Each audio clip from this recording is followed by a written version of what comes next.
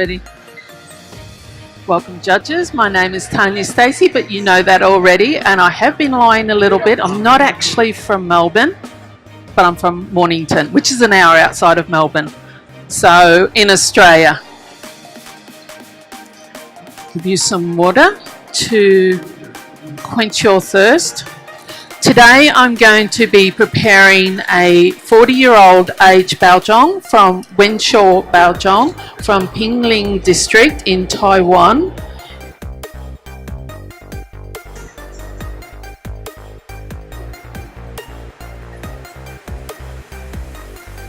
In your placemats in front of you, it shows you the actual district and location there, and the height above sea level as well.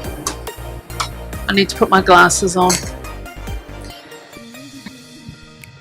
I'm going to be brewing this tea at 6 grams for 100 ml. Okay, so let's get through this.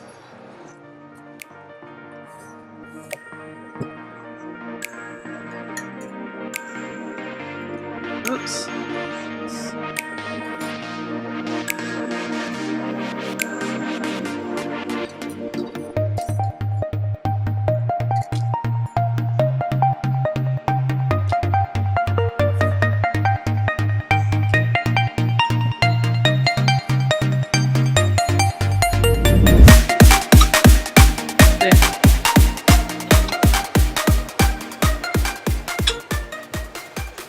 Just warm the pot up. Now a little bit about this tea. It is a classic Baojong that is picked, withered, and then it's actually indoor withered, and then it is oxidized on large trays, and then it goes through a big tumbler like a clothes dryer, and then it is popped through a half moon roller, which the tea farmers tells me is the secret to the sweetness of Taiwanese teas. I don't know, but at the very least it sounds like a really good story to me, so I'm not going to argue with them. They are the masters. And then it goes from the half moon roller, it goes through the classic drying machine bake. In Australia I have a company called Cup of Cha, so that's just a little bit of branding there as well on the cup.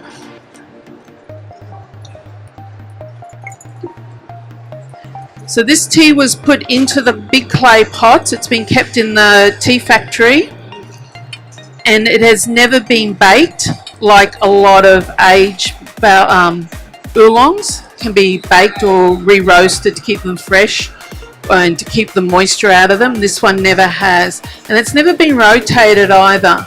So really the reason we got to try this is the grandson was getting married and it was getting used for his wedding. So quite fortunately, happened to be in the right place at the right time.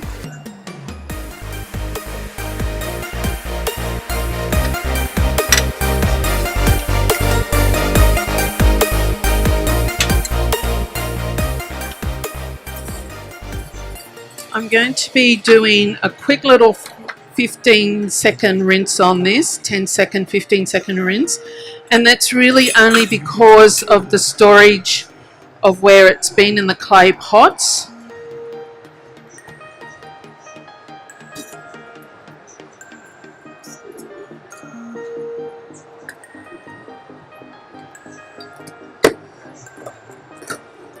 Now the first infusion I will do a classic Baojong 1-minute infusion to open it up. Now the first infusion is very nice, and I will keep it and put it to the side, but I will be serving you the second infusion, which is opened up more and more.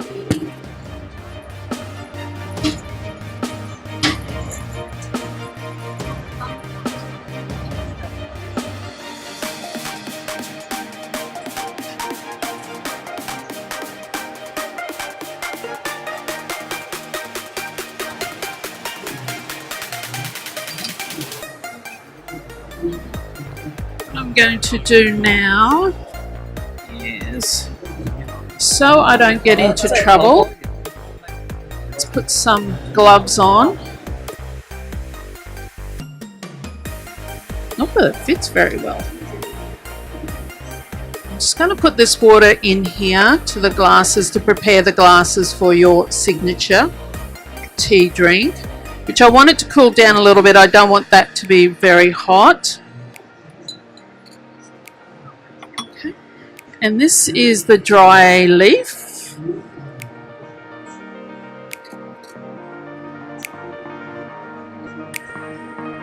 There we go.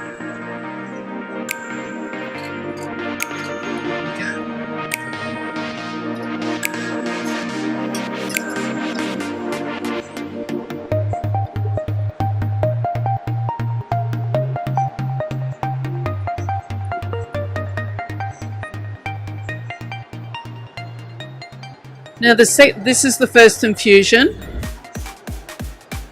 This tea I have been able to get up to 10 infusions out of, but without a doubt the second, the third,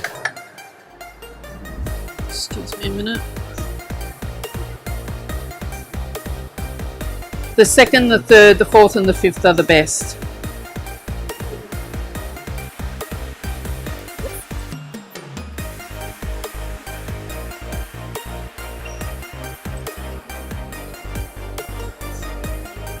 The second infusion, I'm actually going to do that for 50 seconds.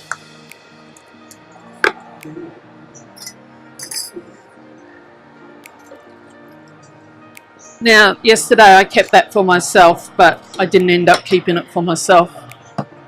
The crowd got it. But then that's what you do, don't you? You share good tea.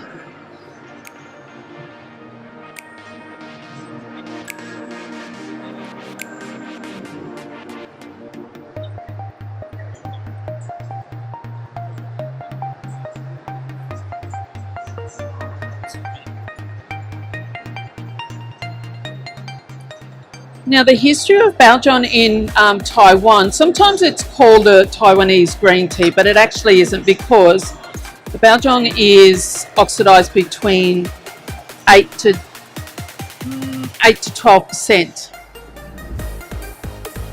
It was called, it's also nicknamed the wrap tea, and the wrap tea is because when Taiwan first started transporting the tea out there, the tea would start going a bit stale before it hit the ships and hit America and everything. So they used to wrap it up in small little packages.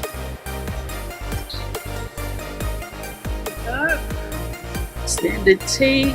I've got to find the right spot on the placemat. Oops. I think I've made that too long for myself. Here we go.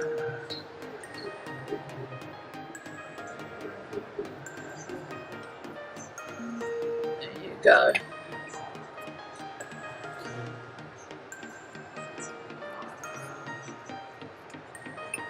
Now part of that, I'm now going to put that into the jug to start cooling it down, and I'm going to move on to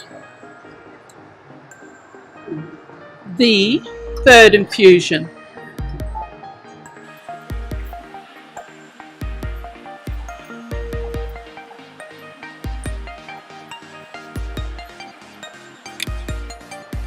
And this one will be a minute, 50 seconds, sorry.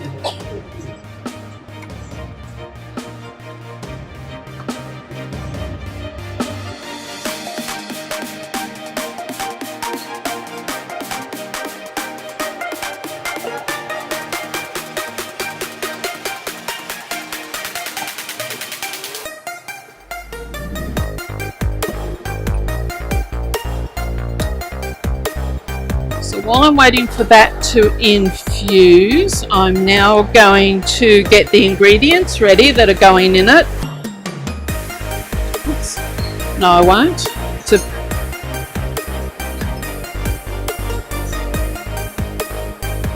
Oops.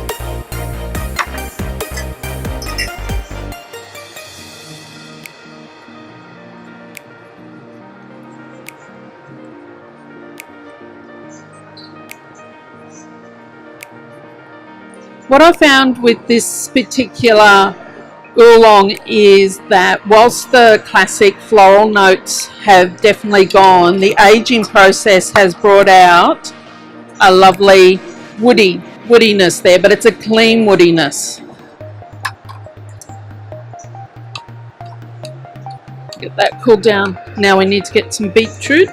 Now, going with mixology and to use up all the elements of sour, sweet, bitter, I've got them in front of down there,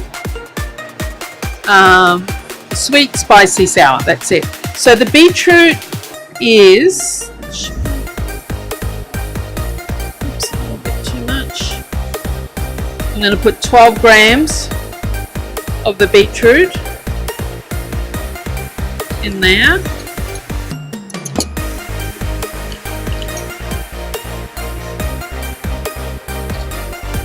And I put this into the drink while it's still really warm because it brings out that real sweetness from the beetroot. Now I am also going to pop in just a little bit of mandarin. Put this one out, just so you can tell it's mandarin.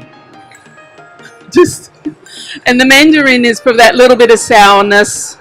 And as you can see, it really is just a little bit of mandarin zest. And a bit of cinnamon as well. And the cinnamon is, yep, thank you.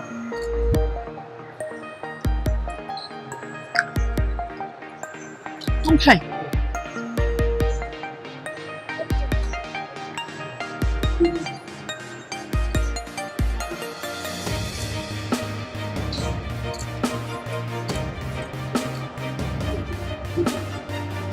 Now, I'm just trying to think, have I covered everything I've talked to you about the processes? Oh, it's made from the ginseng oolong cultivar, which is considered a very popular cultivar there in Taiwan. More than 65% of the plantations use that particular cultivar.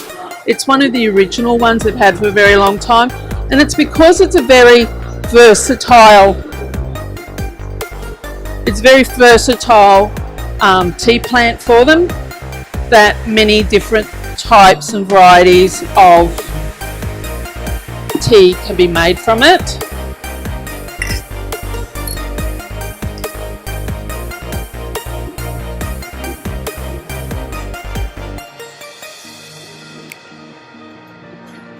As you can see, the beetroot has created a really lovely redness, but it's like a brownie red, so I like to think it's like a really lovely Shiraz. And I think this drink could be served cold or hot.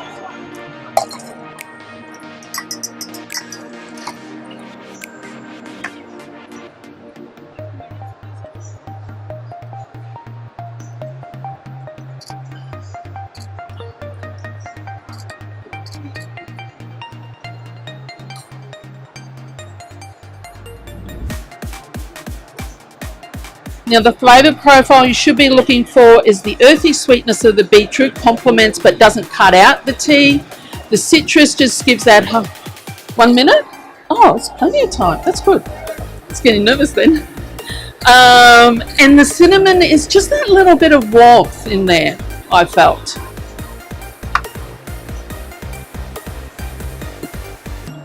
And I am going to give you some wet leaf as well.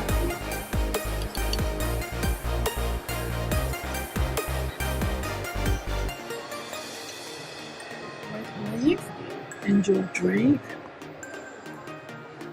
Enjoy. Wet leaf, signature drink. Oops. Thank you.